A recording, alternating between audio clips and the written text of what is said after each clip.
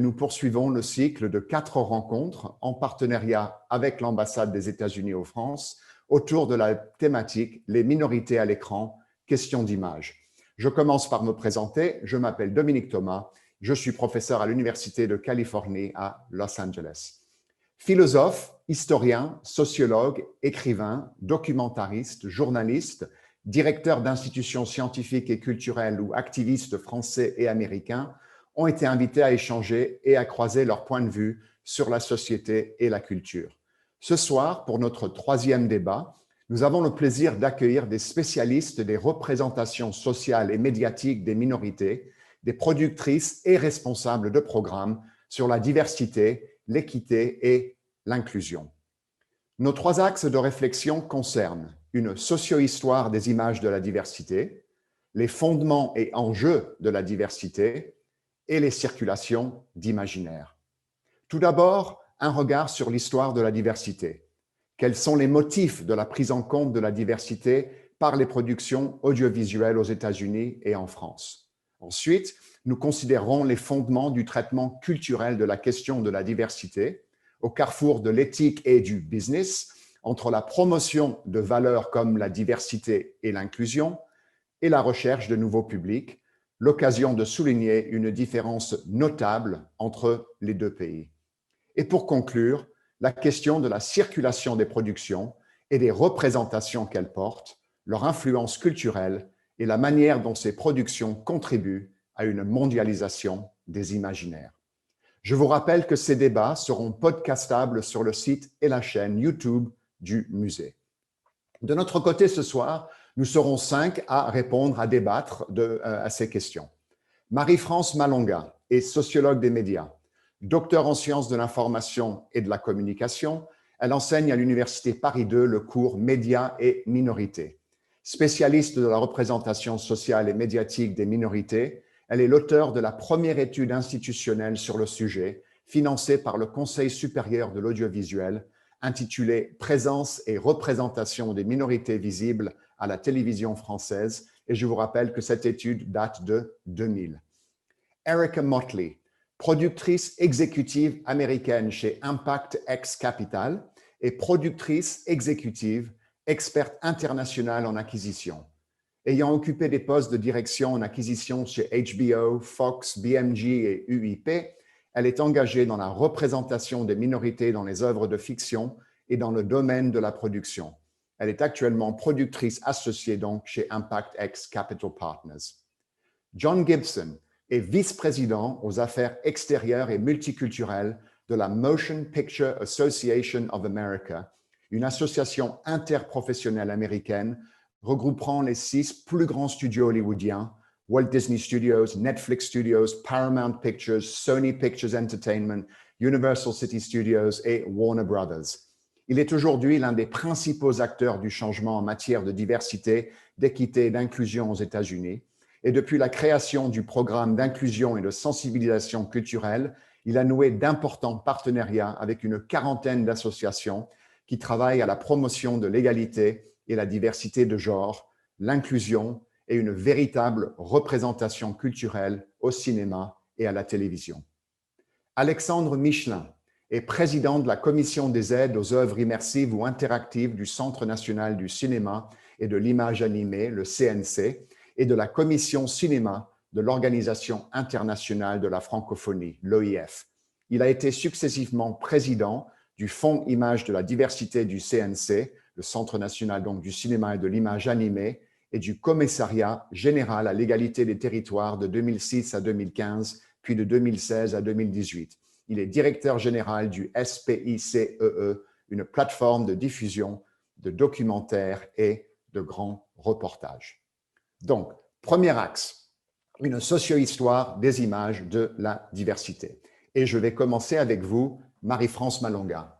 Il y a donc maintenant 20 ans depuis la publication de votre étude « Présence et représentation des minorités visibles à la télévision française ». Pour vous, à partir de quel moment cette problématique s'est-elle imposée comme un enjeu politique ou social en France? Bonjour à tous, merci pour votre invitation. Juste une chose, pardon, je n'enseigne plus à l'Université de Paris 2, j'ai fait ma thèse et j'enseigne dans d'autres établissements. Effectivement, cette question, elle est arrivée en France au tournant de l'année 2000, en fait. Hein. Et c'est vrai qu'elle a plutôt investi le petit écran, cette question, et pas forcément sous l'impulsion des responsables de chaîne, des diffuseurs. Hein. Elle est venue de la part des groupes minoritaires eux-mêmes. Effectivement, il y a une association qui, à la fin de l'année 1999, s'est créée, qui s'appelait le Collectif Égalité, qui regroupait des populations noires françaises, d'origine africaine, de l'outre-mer, des artistes, des metteurs en scène, etc., qui ont effectivement un petit peu tapé du poing sur la table pour dire, attendez, la France a gagné la Coupe du Monde il n'y a pas très longtemps avec la France qu'on appelait black, blanc, beurre, toutes mélangées. Comment se fait-il que nos écrans ne soient pas représentatifs de cette diversité française, de ce pays extrêmement multiculturel de par notre histoire, hein, traversée par l'esclavage, la colonisation, les grandes vagues d'immigration. Et donc, il faut savoir que c'est sous l'impulsion de ce collectif que les chaînes de télévision, et notamment le Conseil supérieur de l'audiovisuel, a demandé aux chaînes de faire un petit peu plus d'efforts pour représenter la diversité. Et ensuite, ça a impacté les différents domaines de notre société et jusqu'à aujourd'hui, le cinéma, le monde de la politique, de la publicité, mais de façon très synthétique, je dirais que même si des évolutions ont eu lieu, c'est vrai qu'il y a toujours beaucoup de crispation en France autour de cette question et c'est assez difficile de voir les choses bouger de façon drastique. Mais nous aurons l'occasion d'évoquer cela ensemble dans le débat, j'imagine. Oui, absolument. Nous reviendrons sur l'état des lieux de la situation aujourd'hui. John Gibson, vous œuvrez à la fois à promouvoir et mettre en valeur les initiatives multiculturelles au sein de la Motion Picture of America, mais aussi dans vos studios membres, tout en développant des partenariats avec la société civile et multiculturelle dans un effort de sensibilisation auprès des principales associations représentatives. Mais pourriez-vous décrire ce parcours, les obstacles auxquels vous avez été confrontés et comment la situation a évolué? Absolutely. First, thank you for having me and giving greetings from Charles Rivkin, our CEO, the former American ambassador to France. So we're pleased to participate. You know, I created this program back in 2012. We know that the industry, the American film and TV industry, has had a long issue grappling with diversity and representation and access and opportunity for marginalized communities. And when I created this program, there was no roadmap for it. And here now, almost 10 years later, there are 50 now multicultural partners. So the landscape was very different. We launched this before Oscars So White, before Me Too Time's Up. It was not in response to anything, but we knew, I felt deep down as someone, as a Black American, that didn't always see the very best of my community reflected in what I saw.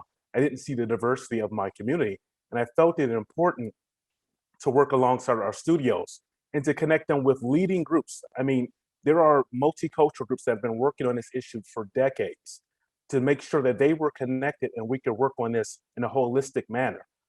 Today, all of our studios have senior level diversity, equity, and inclusion executives that are now a part of the creative decisions that go forth in making, in the green lighting of films and the selecting of directors and the casting and looking at department heads on production. So we're much better than we were, but we still have a very long place to go. I mean, we're not there yet. Again, we made strides, but we're not there. We're not at the finish line. So this is something that we work on every single day with key groups, our studios, the MPA, and other organizations committed to making sure that great storytelling reflects everyone and not just certain elements of our society. Merci, Monsieur Gibson. C'est remarquable de vous écouter et d'écouter Marie-France Malonga et de voir les parallèles entre les deux parcours dans ces espaces, ceux de la France et ceux des États-Unis. Alexandre Michelin, ces démarches méritent d'être situées dans un cadre comparatif. Et j'aimerais vous entendre sur deux aspects de cette problématique. D'abord, qu'est-ce qui a motivé les actions du Centre national du cinéma et de l'image animée? et de la Commission cinéma de l'Organisation internationale de la francophonie? Et deuxièmement, plus précisément dans le contexte français, comment négocier les notions de diversité, d'équité et d'inclusion dans le contexte de l'universalisme français qui ne rend pas compte de la diversité du pays?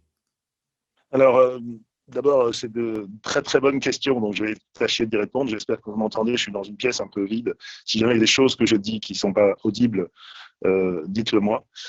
Je trouve que le parallèle est très intéressant. Il y a eu en France, notamment en 2005, des émeutes très violentes en banlieue. Et c'est à l'époque le président de la République, qui était Jacques Chirac, qui a tapé du poing sur la table pour dire, en réunissant les patrons de chaînes de télé, et là aussi, comme le disait tout à l'heure Marie-France Malonga, il y avait des groupes de pression, notamment une association qui s'appelle l'association Averroès, qui était présente dans cette réunion. Et le président de la République de l'époque, donc Jacques Chirac, a demandé aux chaînes de télévision de passer à l'acte et aux institutions d'accélérer. C'est comme ça qu'est né le Fonds Image de la Diversité au CNC. Et c'est comme ça que le CNC et l'Agence pour la cohésion et l'égalité des chances ont mis en place un système pour accélérer. C'est ce système que j'ai eu l'honneur de présider. Et à l'époque, j'étais le seul patron de chaîne de télévision, parce que j'étais patron d'une chaîne qui s'appelle France 5, à être aussi moi-même issu de la diversité. Donc les deux ministres de l'époque sont venus me parler en me disant il faut qu'on ait une action volontariste. Et on a eu cette action volontariste, et c'est jamais assez parce qu'on part de très loin. On a pu développer notamment dans le domaine du documentaire ou des magazines beaucoup de choses. Le cinéma français a fait des efforts. C'est toujours complexe de produire de toute façon, et c'est encore plus quand on est sur des sujets de diversité. Et il y a eu de remarquables succès, notamment au cinéma. Là où effectivement on doit constater que les choses sont très lentes et qu'il y a une vraie inertie, c'est sur la télévision française, notamment sur les histoires. J'en veux pour preuve qu'aujourd'hui, l'acteur français le plus populaire dans le monde, c'est quelqu'un qui s'appelle Omar Sy. Et c'est grâce à Netflix, parce qu'il interprète un personnage ô combien français, indirectement, qui s'appelle Lupin. Mais cette audace-là de confier un rôle aussi important, le rôle number one à Omar Sy pour une interprétation de Lupin, c'est Netflix qui a eu cette audace. Et ça donne une idée de la force de ce qui se passe, parce que Omar est déjà une star en cinéma en France, puisqu'il a été à la tête de très grandes comédies au cinéma. Mais la télévision a eu beaucoup de mal et n'a pas fait ce que Netflix a fait. Donc ça vous donne une idée de la différence. Donc il y a maintenant des vedettes, il y a des stars, il y a des très grands réalisateurs qui sont couronnés, mais ils font figure d'exception. Ça, c'est pour la comparaison. Et par ailleurs, sur la question de l'universalisme, on se heurte au fait que, depuis la Révolution française, et que les différences ethniques ou de race ou de religion, en fait, misent à l'égalité.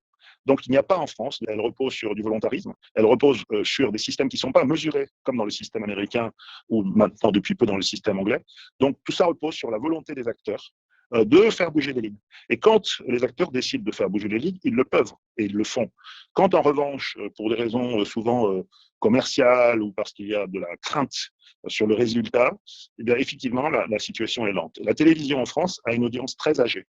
Et manifestement, les gens qui décident pour la télévision en France ont beaucoup de mal à représenter une France qui soit, aux couleurs de toute sa jeunesse. Donc, on voit cette situation. Merci beaucoup, Alexandre Michelin. Vous avez évoqué donc cette série qui est passée sur Netflix avec Omar Sy. Et je pense que c'est peut-être une chose sur laquelle on reviendra. C'est ce qu'on pourrait appeler la période pré-Covid et post-Covid. Parce qu'ensemble, de manière très différente, bien sûr, nous avons partagé cette expérience du confinement, du lockdown, qui nous a permis d'aborder la télévision, les séries, etc., de manière très différente que l'expérience d'une salle de cinéma. Et je pense qu'il y a eu aussi une très grande occasion de découvrir justement ces productions, ces séries télévisées, etc., retransmises aujourd'hui à l'échelle globale, mondiale. Et c'est là où Erica Motley va pouvoir contribuer de manière extrêmement intéressante aujourd'hui. Donc, Erica Motley, chez Impact Capital, ex-capital, vous menez des actions ciblées à l'intention des groupes sous-représentés. Et en tant qu'expert international sur ces questions, votre perspective donc sur cette dimension globale est particulièrement intéressante. En France, par exemple, la question de la diversité, comme nous venons de l'entendre, est traitée par les pouvoirs publics au risque justement de se heurter à de fortes résistances du secteur audiovisuel. Mais aux États-Unis, à l'inverse, elle constitue un enjeu déterminant pour les industries de l'image d'un point de vue économique. Donc, est-ce que vous pourriez nous expliquer un peu ou parler davantage de cette tension entre la dimension économique, commerciale et globale de ces questions aujourd'hui? Thanks again for having us. Merci beaucoup. Il y a une étude récente, je suis sûre que vous en avez entendu parler, que on perd 10 millions d'euros aux États-Unis dans le monde du média parce qu'il n'y a pas assez de diversité. Mais on a vu d'énormes différences aux États-Unis, mais également au Royaume-Uni, parce qu'il y a des producteurs individuels qui essayent d'inclure plus. Et donc, ils ont changé l'économie. Si vous n'avez pas assez de diversité, on ne vous donnera pas d'argent. Vous devez le faire. Non parce que les personnes sont racistes, mais parce qu'ils travaillent avec ceux avec qui ils ont l'habitude de travailler. J'ai travaillé chez HBO et ils travaillaient sur la diversité, mais même leurs enjeux au niveau de ça, on travaillait sur la diversité et les personnes impliquées n'étaient ni noires ni des femmes. Donc, quand on a demandé au directeur pourquoi, il a dit « j'y ai même pas pensé, j'ai juste, je travaille avec les gens avec qui j'ai toujours travaillé, je n'y ai même pas pensé ». Et donc, c'est pour ça qu'il faut forcer ce changement. Parce que ça a un impact économique, mais aussi social. C'est logique. Vous savez, j'habite en France, je passe du temps ici et j'adore cette idée de l'universalisme, mais ce n'est pas la réalité. Si c'était la réalité, eh bien, nous n'aurions pas cette conférence. Tout le monde serait représenté à l'écran. Et c'est pour cela qu'il faut que nous fassions des changements. Netflix a changé les choses. Vous comprenez, Lupin a été la série qui est la plus vue au monde. Et si les acteurs traditionnels ne changent pas les choses, alors les nouveaux acteurs du marché vont changer les choses. Ouais, merci Anna-Erika, c'est absolument passionnant. Et nous allons revenir dans cette deuxième axe sur ces questions et élargir un peu le cadre de nos réflexions. Donc, le deuxième axe concerne les fondements et les enjeux de la diversité. Je vais commencer avec John Gibson. Et vous verrez par la suite, pour Marie-France Malanga et Alexandre Michelin, je vous demanderai de parler, d'évoquer à peu près la même question, mais pour le contexte français. Donc, John Gibson, lorsque vous regardez la situation aujourd'hui aux États-Unis, dans le contexte post-Covid, post-Trump, post-Obama, etc., qu'est-ce que les productions audiovisuelles, c'est-à-dire cinéma, séries télévisées, etc., nous disent sur ce pays aujourd'hui? Quelle est l'image de ce pays et qu'est-ce que ces films, ce domaine audiovisuel nous disent sur donc, les États-Unis en 2021? Alors, tout d'abord, je suis complètement d'accord avec ce que Erika vient de dire. Elle est du côté créatif qui n'est pas le même côté que le mien et je suis complètement d'accord avec tout ce qu'elle a dit. Vous savez, le post-Trump, le post-Obama, ce qu'on peut voir, c'est que les États-Unis sont encore fracturés. Et c'est pour cela qu'il faut que vous ayez des histoires qui reflètent les gens, qui reflètent la diversité, l'ethnicité et montrent que nous existons, nous sommes là.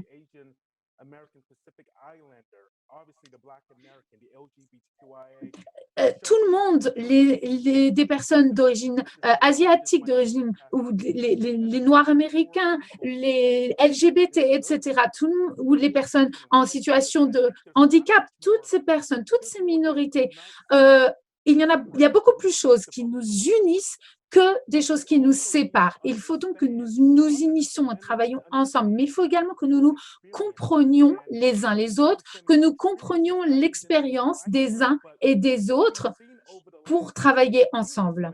Et ce que j'ai vu depuis ces 8 dernières années, pendant la présidence Obama, nous pensions vraiment que nous étions dans cette société utopique, mais nous n'y étions pas en fait. Et ces 4 dernières années aux États-Unis, ça a presque été un retour à presque 50 ans en arrière.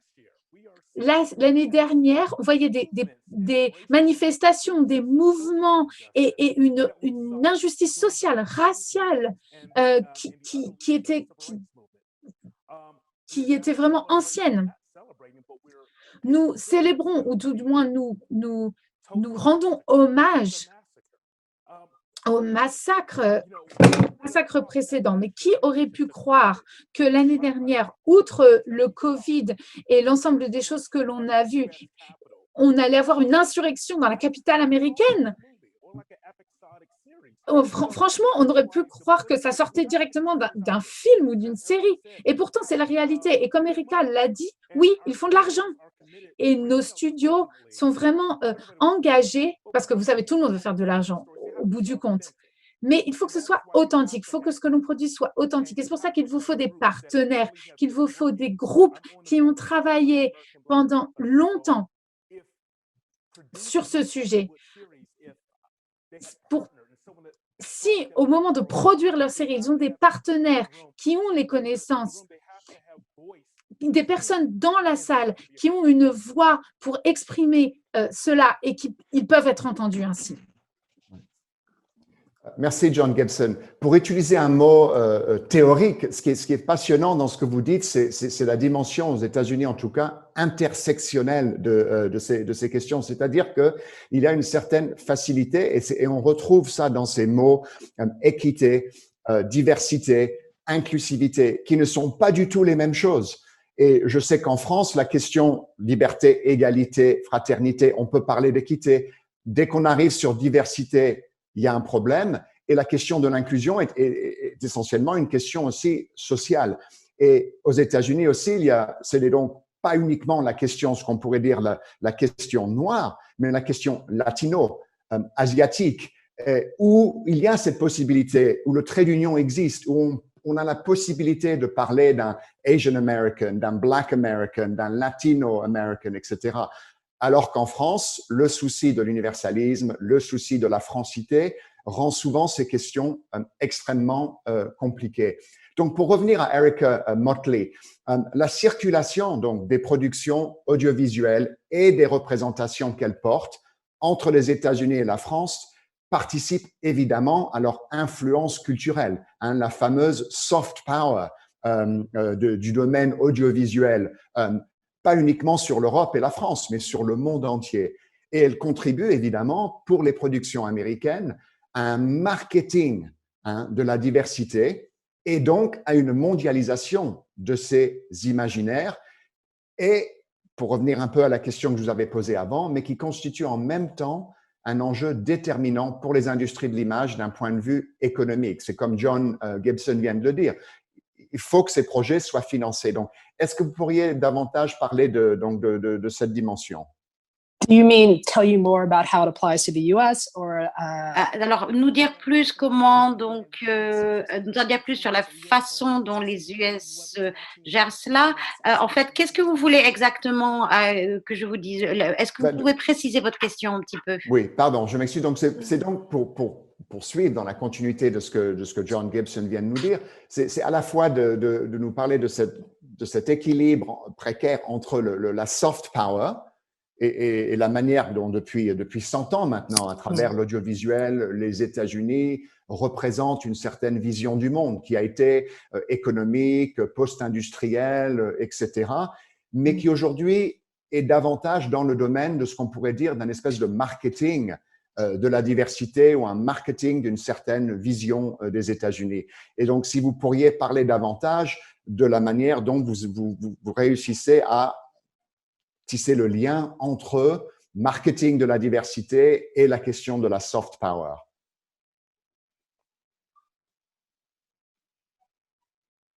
Well, I think it goes back Je to what pense que cela revient à ce que M. Gibson a dit.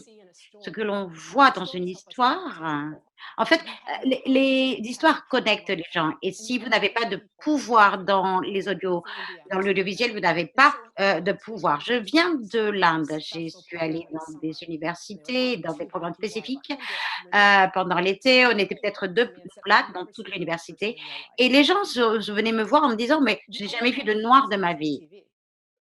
La seule façon de les voir, c'est on les voit donc à la télé. Au moins, nous, on avait Bill Crosby.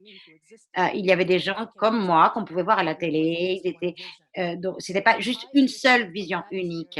Donc j'ai compris de cette expérience en tant qu'étudiant que parfois, selon là où vous êtes aux États-Unis, vous avez besoin donc d'une série ou d'un livre pour, heu, comprendre, d'où vous êtes et donc je pense que les médias ont une influence majeure sur la façon dont les gens pensent parce que vous n'êtes pas toujours à l'école, au boulot, confrontés à la diversité. Ce qui aide les gens, en fait, c'est de se connecter à des histoires d'êtres humains et le plus d'images positives, d'images compliquées, des images différentes de ce qu'on voit à l'écran, eh bien, le plus on pourra faire de la place à notre histoire.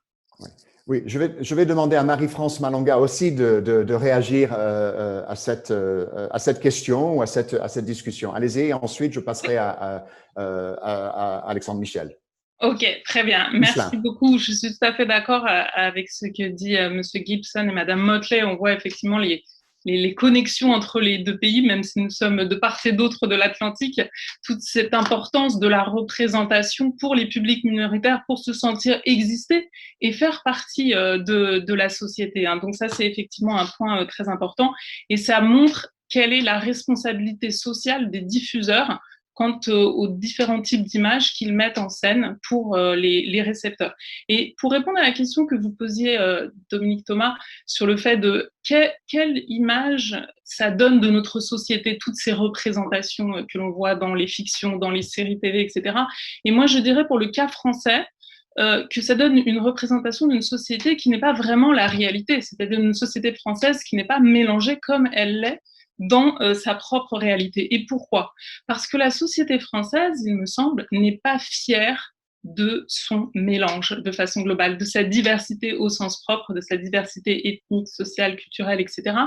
Et que, au contraire, une personne qui va vouloir revendiquer plus de représentation, plus d'existence médiatique, cinématographique, etc., va être vue comme une menace pour la société, comme une volonté de diviser la société, alors que c'est une volonté tout simplement d'exister et de rester inclus. Et donc, ce qui fait que, en fait, on a tendance à ne mettre que des minorités, parce qu'il faut dire qu'il y a quand même eu des évolutions en 20 ans. Le débat est arrivé en France depuis environ 20 ans. Et donc, il faut quand même se dire qu'il y a eu des évolutions. Bien entendu, comme disait M. Michelin, nous partons de zéro, donc c'est normal que ça évolue. Mais il faut quand même savoir qu'il y a quand même une tendance à mettre des personnes non blanches, de façon très claire, à dose un petit peu homéopathique. C'est-à-dire qu'il ne faut pas qu'il y en ait trop à l'écran, de peur que le téléspectateur français ne puisse pas se sentir représenté. Parce qu'on pense qu'une personne issue des minorités, notamment dans un rôle extrêmement important, de premier plan, de héros, ne sera pas fédérateur pour le public français. Pourquoi? Parce que les personnes qui décident ont une représentation qui n'est pas forcément juste de la réalité sociale française. Parce que les téléspectateurs français et un Français n'est pas uniquement blanc et catholique. Et comme vous le disiez tout à fait justement, Monsieur Thomas, il faut savoir que les individus ont des identités multiples. Donc, on peut tout à fait se sentir français noir, français catholique, français musulman, noir musulman, et que sais-je encore, puisque les identités peuvent s'exprimer de différentes façons en fonction de nos expériences, de nos vécus. Donc, je pense que c'est vraiment un problème qui fait que ça bloque pour la société française de ne pas comprendre qu'une personne qui n'est pas blanche peut être fédératrice pour un public et que on peut se représenter, même en tant que personne blanche, on peut se représenter dans les expériences, dans les récits, et les phénomènes d'identification peuvent parvenir. Et on a un autre problème en France, qui est de taille, je pense, c'est que nous n'avons pas peur des Noirs à l'écran, dès lors qu'ils sont américains, en fait. Mais quand les Noirs sont français, ça pose un petit problème. Donc ça, c'est pas très logique, en fait. C'est-à-dire, ça montre bien que le public aime voir des différences, des couleurs, parce qu'on va s'intéresser à l'expérience du téléspectateur, à l'identification, et non à la couleur de peau ou à l'apparence. Et donc, ça veut dire qu'il y a une représentation avec beaucoup de séries américaines, de cinéma américain sur les écrans français ou dans nos salles de cinéma, mais il y a une difficulté à montrer avec autant de positivité l'expérience multiculturelle française. Donc non, les minorités ne sont pas une menace au sein de la société française. Bien au contraire, elles sont une richesse. Et la preuve, elle fait gagner la France. C'est-à-dire à des individus qui sont toujours en dehors de la société, qui seraient exotiques, d'un avenir étrange, ou alors des menaces, des délinquants, etc. Et donc, banalisons nos minorités, banalisons les différences au sein de la société française pour montrer que ça fait partie de la réalité et qu'au contraire, c'est une force pour la société française, une richesse et non une menace, il me semble. Je vous remercie beaucoup, Marie-France Malonga. C'est une dimension extrêmement importante. Vous me rappelez aussi la popularité de la série télévisée The Cosby Show en Afrique du Sud à l'époque de l'apartheid, où une représentation d'un noir américain ou d'une famille modèle noire américaine qui pouvait être digérée dans le contexte de l'apartheid, presque comme modèle social, etc. Donc, je voulais rebondir immédiatement avec Alexandre Michelin sur cette dimension, parce que vous aviez très bien évoqué plus tôt aujourd'hui la question de l'universalisme. Quand vous entendez ces trois mots que John Gibson, Erica Motley défendent au sein de leurs organisations, diversité, équité et inclusion, pour vous, quel est le mot qui, pour vous, est le plus susceptible, le plus facile à faire passer, comprendre en France, surtout étant donné le contexte où, dans le contexte français, il y a cette opposition à l'utilisation du mot race? Oui, mais il y a un mot français qui est un très grand mot, qui est l'égalité, pour lequel les Français ont une vraie passion, et qui est finalement de demander un traitement égal. Donc, sur les minorités, c'est vrai aussi pour les parties de la société moins bien représentées. Aujourd'hui, vous ne voyez plus beaucoup d'ouvriers dans le cinéma français ou dans la vision française. Pas ces minorités ou ces parties de la nation, il n'y a pas les minorités. Donc, toute une partie de la réalité sociale de la France, elle n'est pas traitée, notamment par la télévision, parce qu'elle considère que ça fait et sont à la partie la plus puissante de cette manière de découper les histoires. C'est pour ça qu'il faut réclamer l'égalité. Il faut que le traitement des hommes, des femmes, des minorités ethniques soit à égalité, comme tous les autres Français. Sinon, ce que ça réveille en France, c'est un autre mot, qui est un mot que l'universalisme oppose à cette passion pour l'égalité, c'est le communautarisme. On dit, ah oui, mais nous, on ne va pas être comme l'Angleterre ou les États-Unis, où ce sont que des communautés. Ok, j'ai un peu de mal à entendre donc Monsieur Michelin, donc je vais passer à la prochaine question. Je reviens vers vous, Erica Motley, avec une question pour démarrer la troisième partie, la circulation des visant exclusivement une communauté ou une minorité. That's never completely true. I mean, ça c'est jamais complètement vrai. En fait, il ne faut pas être noir pour regarder une émission sur les noirs, ou gay pour regarder une émission sur les gays.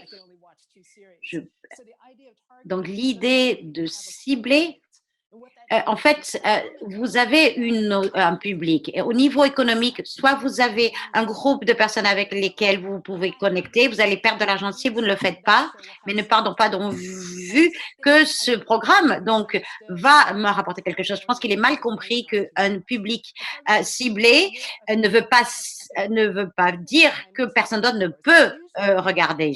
En général, vous ciblez différents groupes, les plus de 50 ans, les femmes, etc. Je vais revenir au Cosby Show, mais ça n'aurait jamais eu de succès s'il n'y avait eu qu'un seul groupe qui regardait, le groupe des Blacks américains. Je ne peux pas comprendre comment quelqu'un pourrait dire que cela est mauvais. en fait, on dit simplement, je vais avoir une voix qui est distinctive, mais je vais être inclusive parce que c'est viable d'un point de vue économique.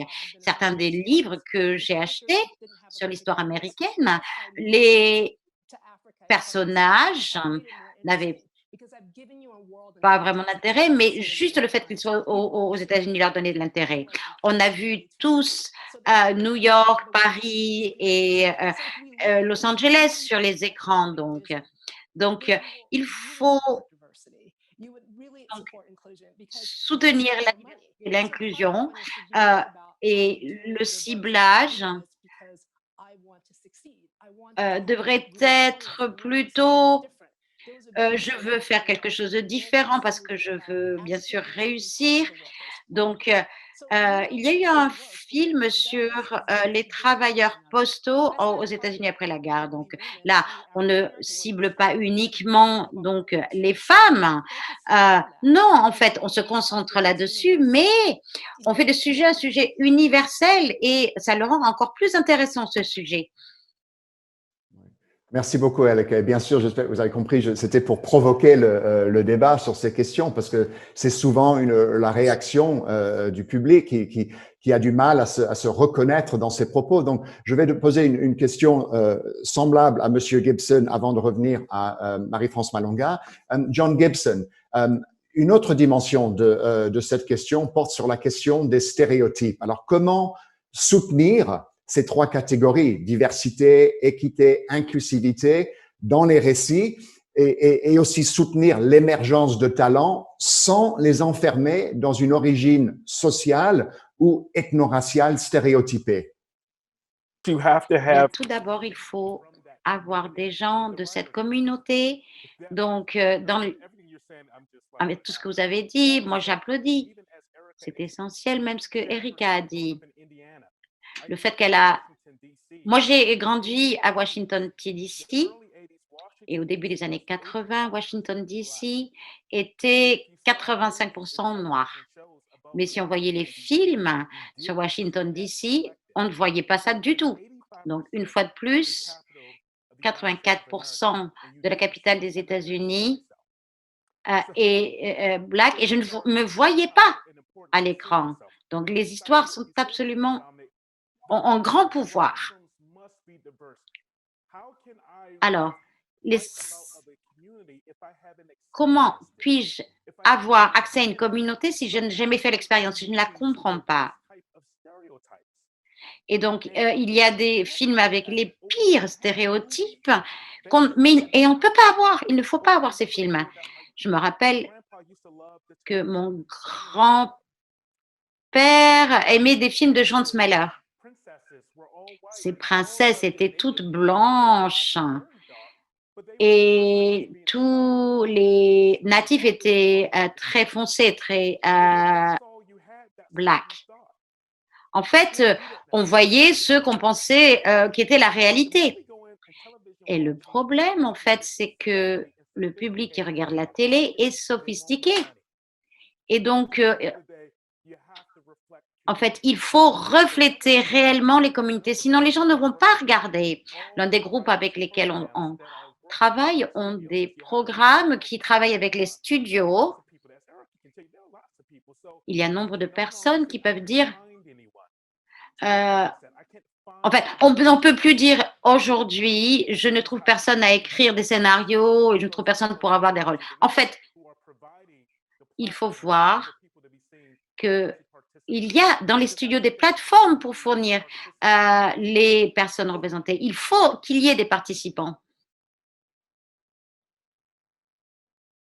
Ouais, merci beaucoup, John Gibson. Donc, je vais sur ces questions, donc l'équilibre entre public, target audience et cette question épineuse et la question des stéréotypes. Marie-France Malonga et ensuite Alexandre Michelin.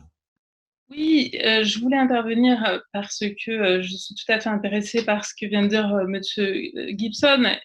Effectivement, il faut laisser les minorités prendre la parole et raconter leurs histoires et raconter leurs expériences pour justement sortir des stéréotypes. Ça, c'est vraiment la grande question, c'est que derrière les caméras et au poste décisionnaire, c'est toujours là où le bas blesse, où il y a des difficultés à mélanger.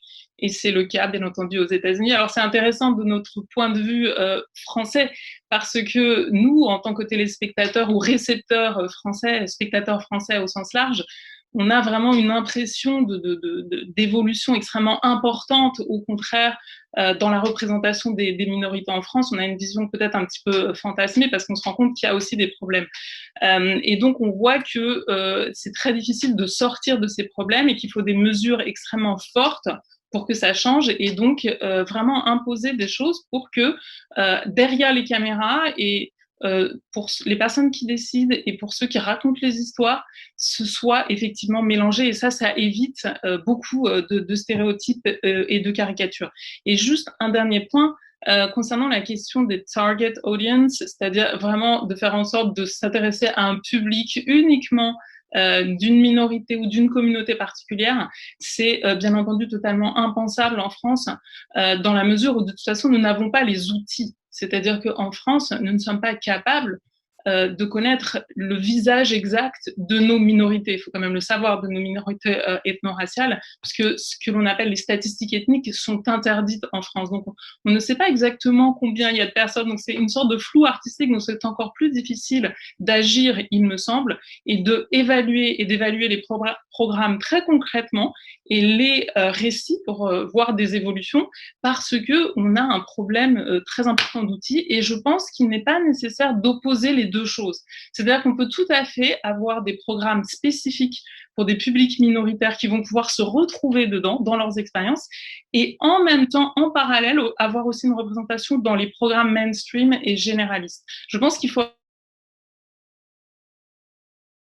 Thomas, qui a fédéré bon nombre de téléspectateurs, parce qu'au final, ça raconte quoi? La vie d'une famille, avec ses hauts, ses bas, etc., les différentes générations, et ça parle à tout le monde. Donc l'expérience minoritaire peut parler à tout le monde, finalement, à toute la société, et elle doit être mélangée aussi avec des représentations dans des programmes mainstream et généralistes pour avoir une vision assez juste de notre société. Ouais. Super, merci Marie-France Malonga. Donc, je passe à Alexandre Michelin pour rebondir sur ces questions, mais en lui demandant aussi quel type de représentation et de représentativité défendre pour justement déconstruire les clichés et contribuer à construire des récits propres à chaque pays. Et dès que Monsieur Michelin aura répondu, je ferai un dernier petit tour de table pour vous demander chacun de conclure sur ces questions. Donc, Alexandre Michelin. Moi, je pense qu'il y a aussi des très bonnes raisons d'être optimiste. On a de très, très grands acteurs comme Tahar Rahim, Leila Bekti ou Omar Sy. On a des très grands réalisateurs comme Lajli qui ont pris les choses en main, qui écrivent ces histoires et qui jouent des rôles, et qui prennent des positions, qui sont aussi récupérées par les plateformes et qui vont très vite, notamment à l'international. Et ce que fait, par exemple, l'école Courtrajnay, c'est porteur parce qu'ils sont en train de former une nouvelle génération. Et ce qui se passe derrière, c'est qu'on doit aussi faire évoluer les décideurs, notamment les décideurs politiques, pour que dans les chaînes de télévision, il y ait une meilleure représentation, notamment pour ceux qui écrivent et ceux qui produisent, et après ceux qui décident. Merci Alexandre Michelin. Donc, en guise de conclusion, et en commençant avec Erica Motley et ensuite John Gibson. Donc, au regard de ce nouveau contexte mondialisé, comment la sphère de l'audiovisuel est-elle, selon vous, appelée à évoluer dans les années à venir? I think it's great. I mean, Je pense que c'est super si on regarde la situation aujourd'hui. Eh bien, les 10% de séries qui montrent la France sous des aspects minoritaires, eh bien, c'est super. Eh bien, c'est la même chose donc au Royaume-Uni. Il y a des producteurs super qui ne seraient pas venus à la réalisation il y a quelques années. C'est la même chose aux États-Unis. Donc, tout cela, toutes ces séries, ces productions ont le potentiel d'atteindre le monde et les changements majeurs arrivent. Je suis très enthousiaste par rapport à l'avenir et je pense qu'on verra plus de ces programmes en France, aux États-Unis, mais dans le monde entier également. Par rapport à ce qu'Eric a dit, aux États-Unis, la communauté noire et latino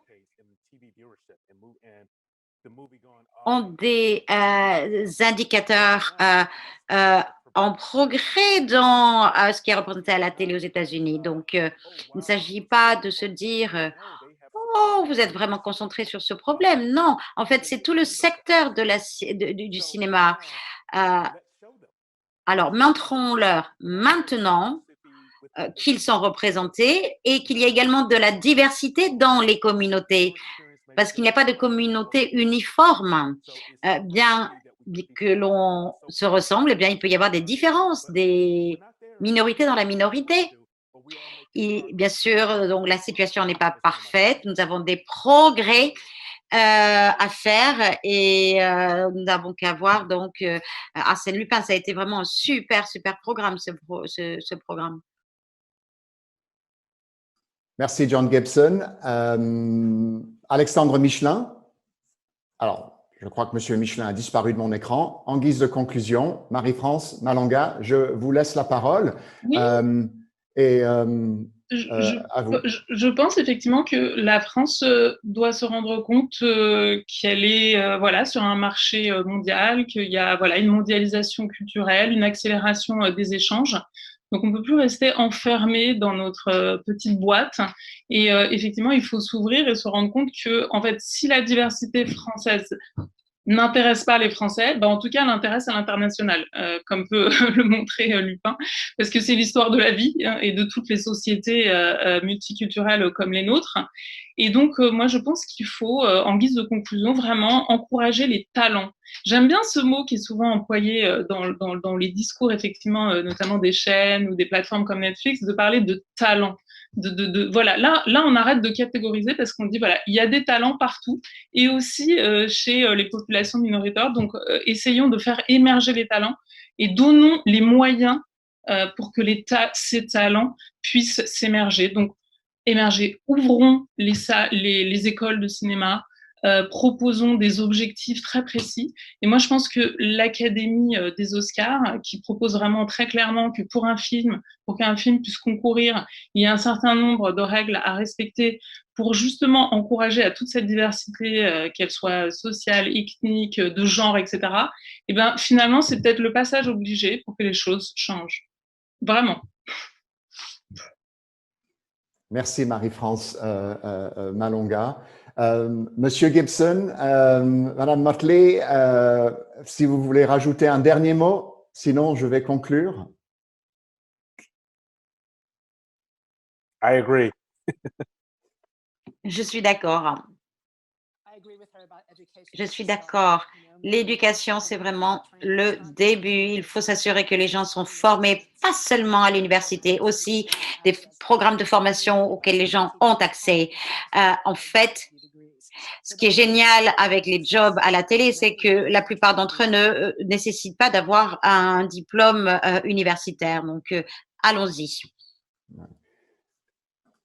Nous arrivons donc à la fin de ce débat et je tiens à remercier nos intervenantes et nos intervenants, John Gibson, Erica Motley, Marie-France Malonga et Alexandre Michelin, et vraiment vous remercier pour le remarquable travail que vous faites. À vous écouter, je suis vraiment inspiré par vos propos et j'attends avec impatience l'occasion d'aller aussi au cinéma.